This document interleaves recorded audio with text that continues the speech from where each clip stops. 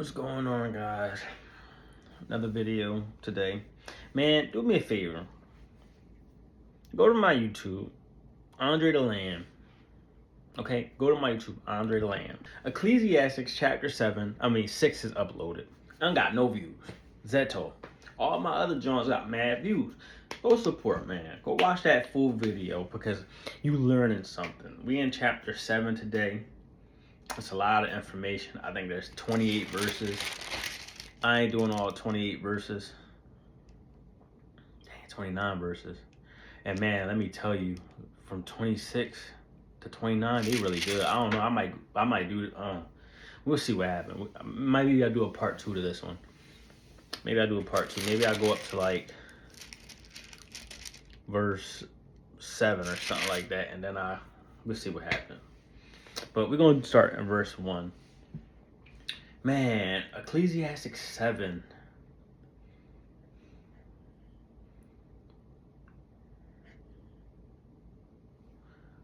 A lot. Ecclesiastes 7 is a lot. It's about death. It's about mourning. It's about sorrow. It's about praises. It's about glorifying. It's about sadness. It's about exposing the truth. It's about reality. It's about pain that relates. It's about life heart. It's about the fall. It's about comfort, delay in wisdom, pain. Rebuke is better than praises. Praise feeds ego. Rebuke shapes character. You ever been rebuked? I've rebuked people before. They don't take it really well. But we know what scripture says about when a person doesn't take a rebuke well. It's about being contained. It's about anger.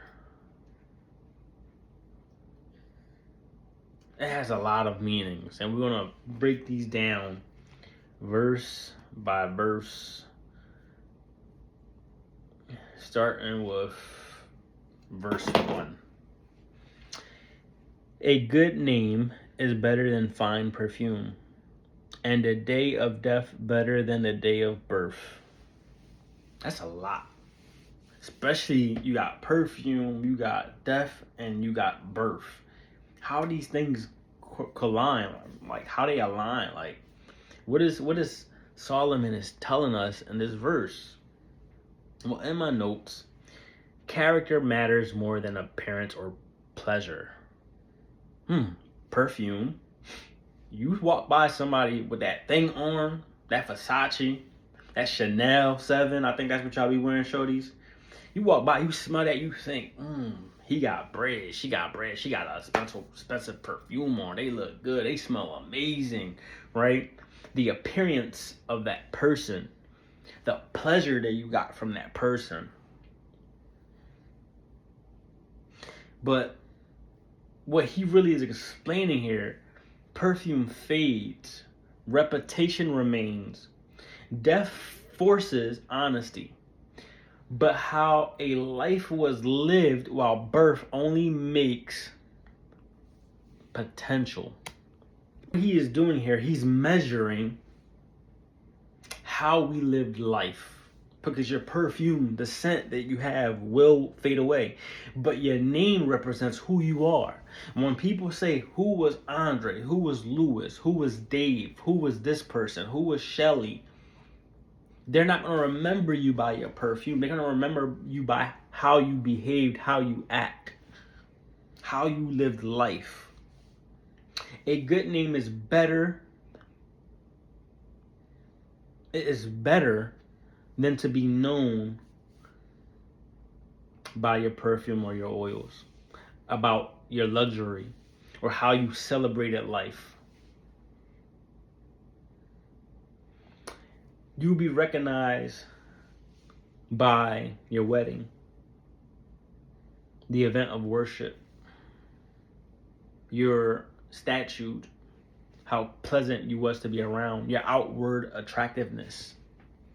A good name means repetition. How employees remember you when you quit. How will your name be mentioned around the office? Integrity. How people experience you when you had no image to maintain. The deeper point. So there's just one little verse. We're only in verse 1. Appearance can be matured. Character cannot. If you're just a bad person, if you're just a crappy individual, that's who you are. That's what you will be remembered of. But your appearance, you can maintain that. You can look good on the outside, but in the inside, you're rotten. Perfume smells good for a moment, but it fades away. A good name, lasts longer after you leave the room. One is seasoned by your name. When you walk out, how do people talk about you? When you're in the room, how do they respect you? These is questions we have to ask ourselves as believers in Jesus Christ. What do we look like in the presence of other people? If Jesus walked into your workplace and asked, tell me about Jesus, tell me about Jeanette, what is their character? Who are they? I don't want to know about their work ethics. I want to know who they are, how they speak, how do they walk around, who has changed in their presence. That's what you need to ask yourself. But someday you're going to stand in front of Jesus and take account for that. That should worry you.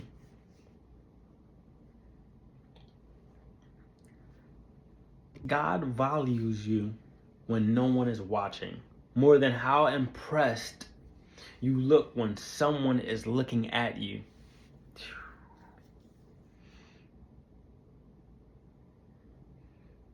Now, Dre, what does death and birth have to do with that verse? And why are we 7 minutes in and you're not even in verse 2? Because I just got so much from that one little verse. The day of death is called better than the day of birth. This shakes people. The day of death is about possibility. The day of birth is about possibility. The day of death is about completion. When you are born, you can possibly be this, that. You can become this type of person, that type of person. This can happen in your life. This may not happen in your life. You may be successful. You may not be successful. You may be loved. You may be liked. But in death, life is completed. How you lived your life from birth to death is who you are as an individual. It's how you'll be judged and remembered at the end of your life.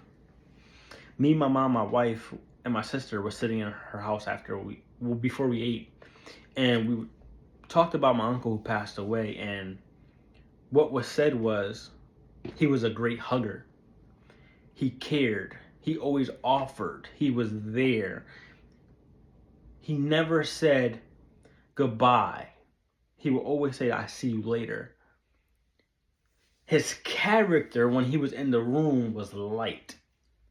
Even if he was annoying to some, even if it felt like he talked too much to some, those were the things that were remembered by him to other people. At birth, nothing has been tested. At death, everything has been revealed. That's too deep. I gotta move on. I gotta go to verse 2. Verse 2. It's a lot here, and I can break this down so many ways, but I'm gonna keep it very simple. It is better to go to the house of mourning than to the house of feasting. For death is the destiny of everyone. The living should take this to heart. It is better to go to the house of mourning. It's talking about death. That it's better to go see someone getting put in the ground or to experience a group of people in sobbing and in tears than it is to go to a party or a family event or a birthday. What is Solomon saying in this Bible verse? Mourning teaches more than a celebration. We learn a lot more in death than we do in life. Pain confronts reality. Pleasure distracts us from it. Growth is often comes from grief. You ever lost a loved one and that made you want to change? You ever lost yourself, died to yourself, and it forced you to become something different? Verse 3. This one right here to make you sad. This can depress you right here. But you're like, what? Chapter 7, verse 3. Frustration is better than laughter because a sad face is good for the heart. What? What you talking about, Solomon? What are you talking about, bro? Let me tell you what he's talking about. Sadness can refill a person. I can admit to this. I have been in a season of brokenness and in sorrow and in sadness and heartbreak, and I had cried and I went to God and he refilled me and happiness was back on my face. But if you're always happy and you have nothing to break you, you could find yourself forever empty, because that means that you are faking it. Joy without reflection can keep the heart shallow, but sorrow can deepen wisdom. You learn from hurt. You learn from sadness. You learn from mistakes. You learn from reality of what you're dealing with. When you sit in it in that sad face and in your tears, breaking down, you should be able to learn. If you're committing the same type of problem or you're involved in the same type of problem, if someone continues to bring something to you and your attention that you are doing wrong and you stay in that season, you're not really broken. You're not really sad about it. You're not really hurt for it. You're putting up a wall for no reason. And sometimes we do that. We do not take accountability well as people. And let me tell you, you're going to take a lot of accountability come Judgment Day. So get used to it right now. Figure it out right now. Figure it out right now. Dang, this book right here. All right, I'm back. I just got off the phone with the lawyer. I'm dealing with unemployment, and I'm frustrated. I'm beyond irritated. I'm going to confess some sins. I cursed a couple times, man, but that's why we're here reading the Bible. That's why we're working on ourselves. That's why we're reading ecclesiastics. We're working on building our character and trying to understand the flesh and the spirit and give ourselves over to the spirit and not the fool inside of us. And that's me confessing my sin to you guys, which was profanity. And we're just going to move along like it never even happened. Chapter 4. Let's break down chapter 4. The heart of the wise is in the house of the morning, but the house of the fool is in the house of the pleasant.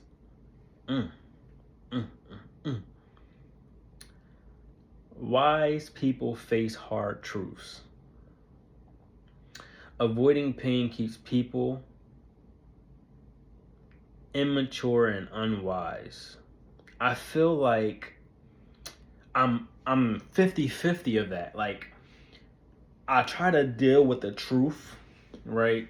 What I'm in, the season that I'm in right now, but I also try avoiding it, because pain hurt.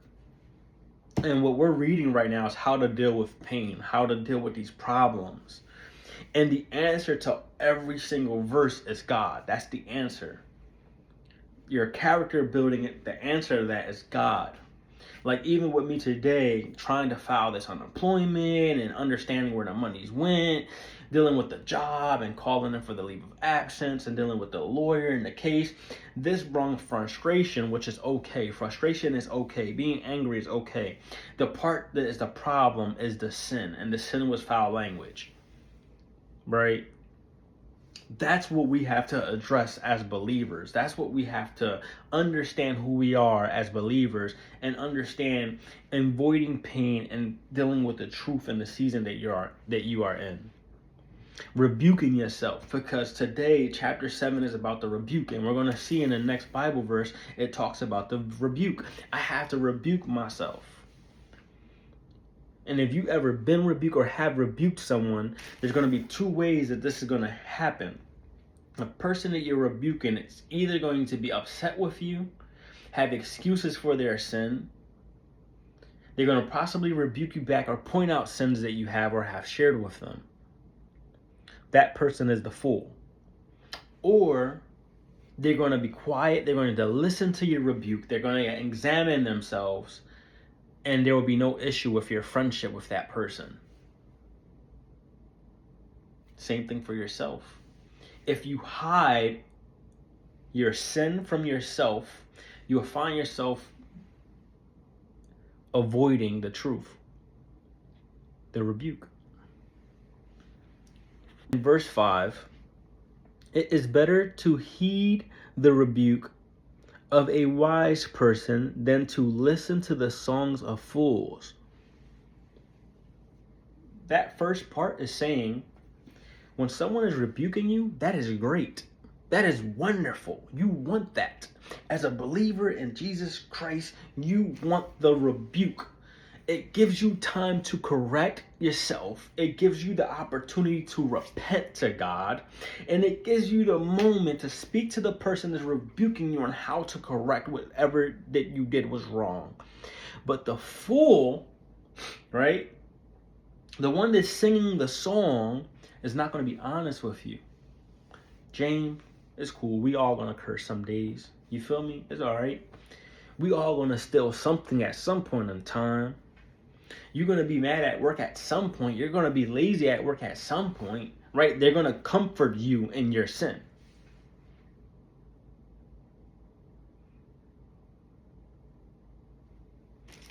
Correction is more valuable than praise. Someone that corrects the behavior is more important in God's eye than the person that is praising you for nonsense.